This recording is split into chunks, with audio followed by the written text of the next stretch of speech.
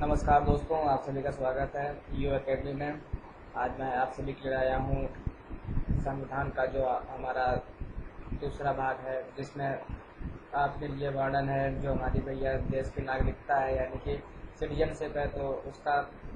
लिए जो भी भैया सारे नियम कानून बनाए गए हैं और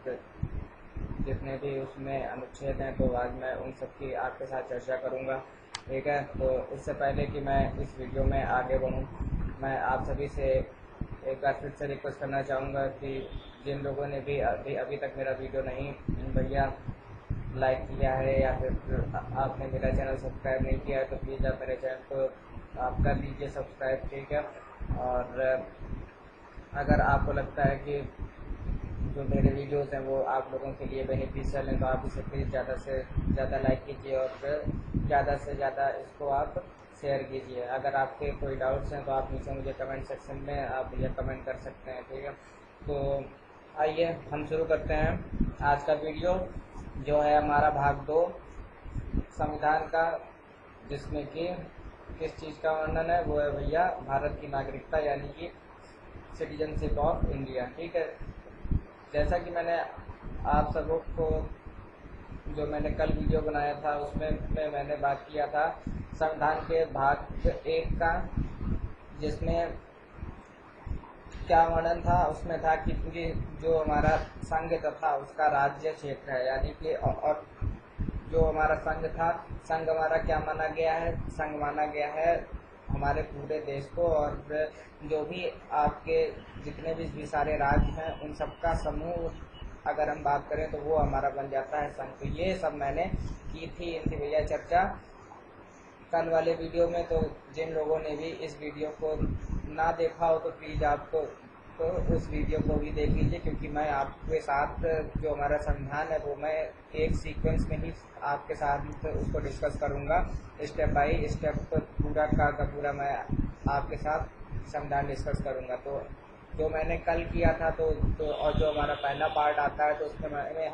हमारे पास थे 4 आर्टिकल्स थे, यानी कि 4 अनुच्छेद थे, जो कि मैंने कल आपके साथ डिस्कस कर लिए थे। तो आज मैं उसके आगे के अनुच्छेद देखूंगा। तो जो आपका हमारा दूसरा भाग आता है, दूसरा भाग है भैया नागरिकता का। तो जो हमारी भैया सिटीजनशिप है उसके लिए जो हमारा बनता है भारतीय संविधान, उसमें जो आपका है आर्टिकल नंबर 5 से लेके 11 तक, ये जो है आपके आर्टिकल, ये हमारे डिसाइड करते हैं कि जो भी भैया आपके रूल्स एंड रेगुलेशन हैं जो हैं हमारे देश की नागरिकता के लिए, सिटीजनशिप के लिए, वो इसमें डिफाइंड है। तो यानी कि भाग 1 में थे हमारे पास 4 अनुच्छेद और भाग 2 में आ गए 5 से लेकर 11 तक। ठीक है, तो आइए हम शुरू करते हैं इन आर्टिकल्स के बारे में। तो अब आज हम बात करेंगे 5वें अनुच्छेद के बारे में। तो ये जो आपका 5वां अनुच्छेद है वो आपके साथ वर्णन करेगा नागरिकता का। तो क्या होता है कि जो संविधान का जब भैया प्रारंभ होता है तो उस पर जो हमारी भैया नागरिकता है उसके लिए जो जो व्यक्ति हमारे देश का यानी कि भारत का नागरिक होगा, उसके लिए क्या क्या नियम कानून होने चाहिए वो हम देखते हैं। तो पहला ये होना चाहिए कि वो जो है भैया भारत के राज्य क्षेत्र में उसका हुआ वो भैया जन्म हुआ। और ये वाला नियम तब का है जिस समय हमारा देश आज़ाद हुआ था। तो उस समय के टाइम पीरियड में जो भी लोग थे, ये नियम उन लोगों के लिए था कि जो भी भारत के राज्य क्षेत्र में भैया जिसका जन्म हुआ था वो भारत की नागरिकता अपने आप वहन कर रहा है। ठीक है, और या फिर जिसके माता अथवा पिता में से कोई भी एक या दोनों भारत के राज्य क्षेत्र में जन्मे हों तो उसको जो है भैया स्वतः भारत की नागरिकता मिल जाएगी। अथवा जो ऐसे प्रारंभ से ठीक पहले कम से कम 5 वर्ष तक भारत का के राज्य क्षेत्र में मामूली तौर से निवासी रहा हो। यानी कि क्या है कि जब हमारा संविधान बनता है उसके मतलब आपके पास कम से कम 5 वर्ष के लिए जो है वह व्यक्ति जिसको भारत की नागरिकता लेनी है, यदि वह भारत में 5 वर्ष तक जो आपका हमारा राज्य क्षेत्र था उस पर एक मतलब जैसे एक नॉर्मल सिटीजन रहता है, अगर उसने वैसे से अपना जीवन यापन किया है तो वह भारत की नागरिकता ले सकता है। तो ये भैया 3 नियम थे जो कि बने थे आपके लिए अनुच्छेद 5 में, और ये कब का था, जिस समय हमारा संविधान बना था उस समय के लिए। तो मैं इसको एक बार फिर से आपके लिए रिकैप कर रहा हूँ कि पहला पार्ट ये कि वो जो है, जो हमारा भारतीय राज्य क्षेत्र है उसमें उसका जन्म हुआ हो, अथवा जो उसके पेरेंट्स हैं उनमें से या तो पिता या फिर माता अथवा दोनों का जो है भैया जन्म हुआ हो राज्य क्षेत्र में। और तीसरा ये है कि अगर उसका जन्म हमारे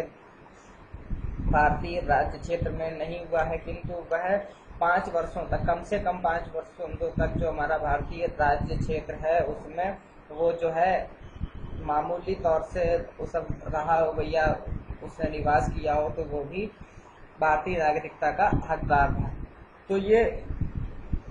3 पॉइंट आए आपके 5वें अनुच्छेद में। इसके बाद क्या होता है कि अब भैया आता है छठा अनुच्छेद। तो छठे अनुच्छेद में क्या होता है कि इसमें भैया वर्णन है आपका पाकिस्तान के साथ जो भैया हमारा विभाजन होता है उसके लिए। तो क्या होता है कि जब भैया पाकिस्तान से भारत का उसके लिए जब लोग आते हैं, क्योंकि हुआ क्या था कि जब भैया बंटवारा हुआ था तो फिर सबको छूट दे दी गई थी कि जो लोग भैया भारत में रहना चाहें वो लोग भारत में रहें, और जो लोग पाकिस्तान जाना चाहें वो लोग पाकिस्तान जा सकते हैं। तो क्या होता है कि पाकिस्तान से भारत को जो लोग आते हैं तो उनके जो भैया हैं अधिकार, वो जो है जो हमारा अनुच्छेद 5 में थे वर्णित, तो उस पर वो हमारा नहीं हो रहे थे एक्सेप्ट क्यों नहीं हो रहे थे, क्योंकि जो आपका 5वां अनुच्छेद था उसमें ये बोला गया था कि उनका जन्म होना चाहिए भारतीय राज्य क्षेत्र में, अथवा उनके माता पिता का जन्म होना चाहिए भैया उसमें भारतीय राज्य क्षेत्र में, अथवा वो भैया काम करने चाहिए भारतीय राज्य क्षेत्र में। तो ये जो आपके तीनों नियम थे वो यहाँ पर हो रहे थे, फेल हो रहे थे, क्योंकि भैया जब हमारा बंटवारा हो जाता है तो जो पहले हमारा था भारतीय राज्य क्षेत्र, लेकिन अब वो भैया चला गया था पाकिस्तान के अंडर में, तो ये वाला जो आपका 5वां अनुच्छेद है वो यहाँ फॉलो नहीं हो रहा था। तो फिर क्या हुआ कि तब एक नया अनुच्छेद बनाया गया, उसमें मतलब ये मतलब बोला गया कि जो व्यक्ति पाकिस्तान से भारत आकर भैया भारत की नागरिकता लेंगे तो उनके लिए क्या क्या नियम बनने चाहिए। तो उसमें ये हो गया कि यदि वह व्यक्ति अथवा उसके माता पिता या उनमें से मतलब कोई भी, जैसे मान लिया जो उसके भैया पूर्वज हैं, दादा हैं, दादी हैं, पितामह जो भी हैं, उनमें से अगर कोई भी भारतीय शासन अधिनियम जो आपका बना था 1935 का, उसमें अगर जो हमारा भारतीय राज्य क्षेत्र था परिभाषित, आप देखिए 1935 का जो आपका बना था उसमें में जो हमारा पूरा भारतीय राज्य क्षेत्र था उसमें आपका जो है पूर्वी भी पाकिस्तान और भैया आपका पश्चिमी पाकिस्तान और भारत सब कुछ पूरा सम्मिलित था। तो अगर उस पर्टिकुलर राज्य क्षेत्र में अगर वह व्यक्ति अथवा वह उसके भैया जो भी उसका पूर्वज है या उसके माता पिता अगर उनका जन्म हुआ है तो वह भारत की नागरिकता ले सकता है। तो ये वाला पॉइंट जोड़ा गया है छठे अनुच्छेद में। ठीक है, इसके बाद क्या होता है कि अब एक ऐसा व्यक्ति है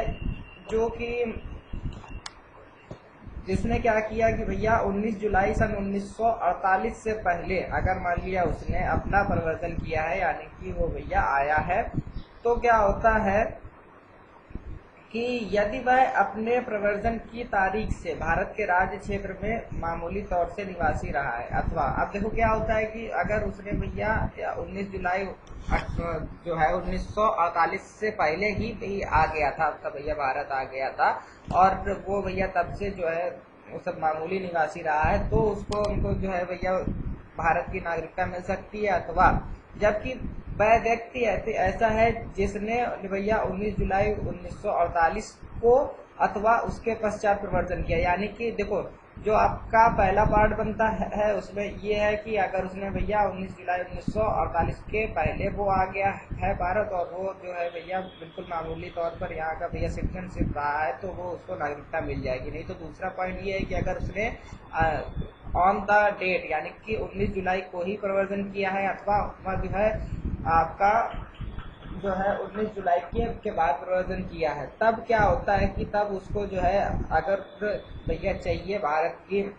नागरिकता तो उसके लिए जो भी भैया हमारे भारतीय सरकार थे और जो जो उसके नियम कानून थे, तो उसके जो भैया आपके थे सारे अधिकारी थे, उनके पास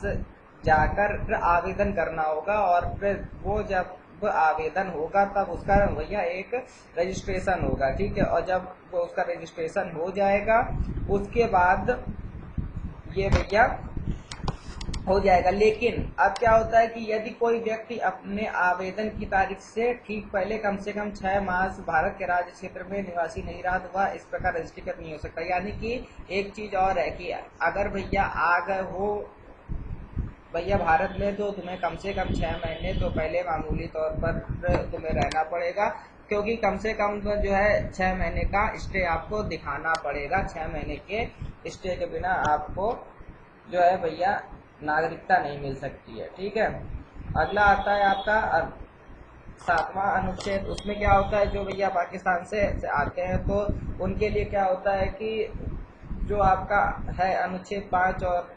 भैया अनुच्छेद 6, वो भी उनके लिए भैया फॉलो नहीं होता है।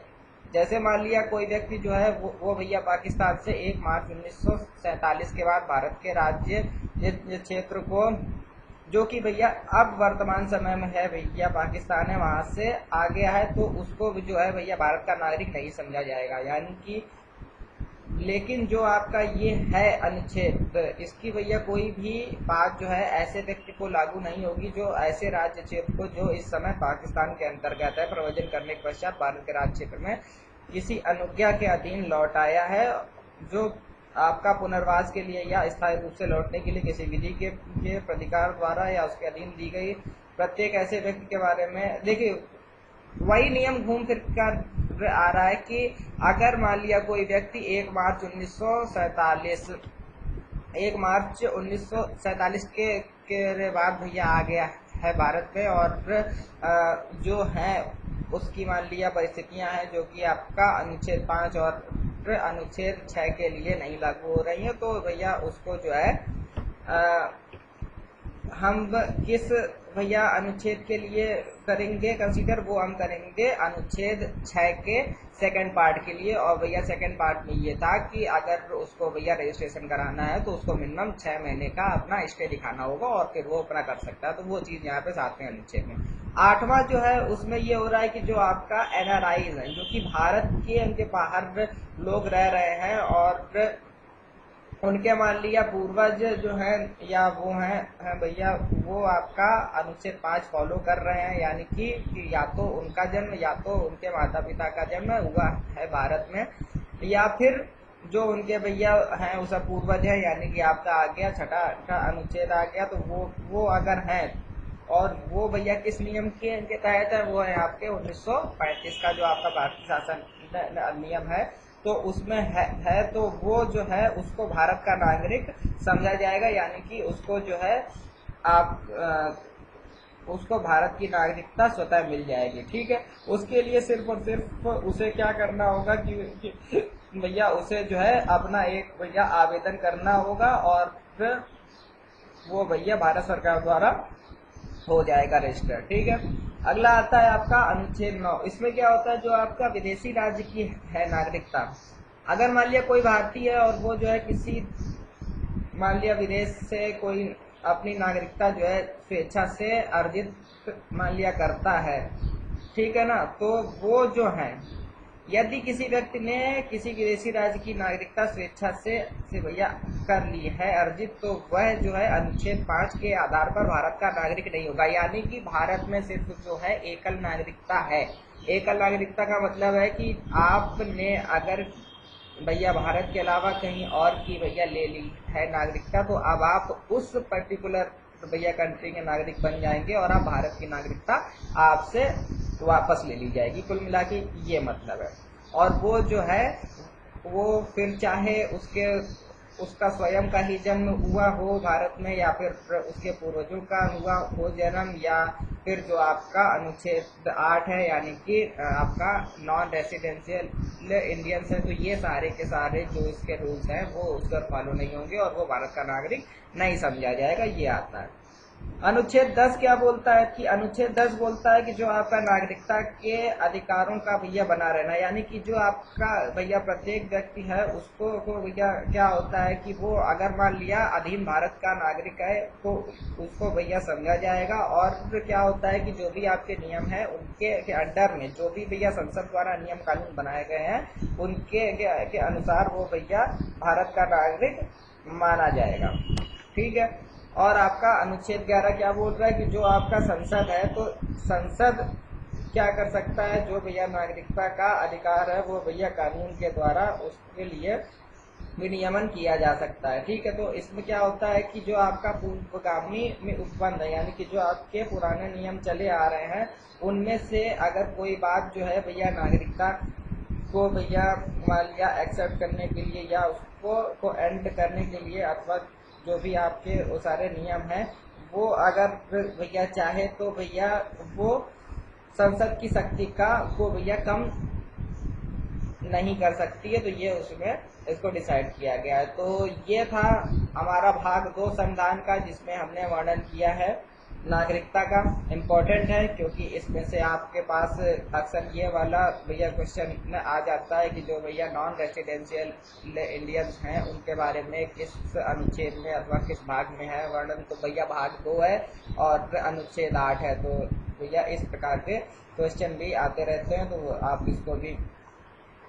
सब प्रिपेयर कर लीजिए। ठीक है। अगर आपको मेरा वीडियो पसंद आया तो प्लीज़ इसको ज़्यादा से ज़्यादा लाइक कीजिए, ज़्यादा से ज़्यादा शेयर कीजिए। अगर आपका कोई डाउट है तो आप नीचे कमेंट बॉक्स में कमेंट कर सकते हैं। और भैया जिन लोगों ने भी अभी तक मेरे चैनल को सब्सक्राइब नहीं किया है तो प्लीज़ आप मेरे चैनल को